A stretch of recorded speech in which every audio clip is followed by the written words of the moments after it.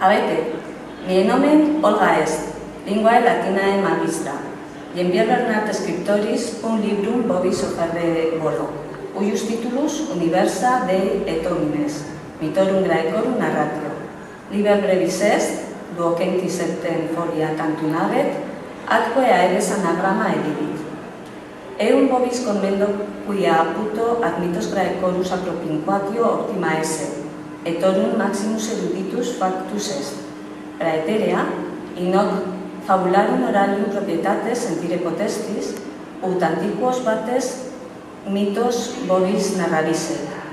Sic legentibus peritis aut ignotis, etiam pueris adolescentibusque facile intellectu est. Ad hoc iubat fabularum electio quae comprendit ab universorum origine usque ad hominum vitae stabilitatem in terra, etiam cuia autor ad operam scribendam tantum quod eius memoria usus est. Espero ut omnibus vobis placeat. Valete.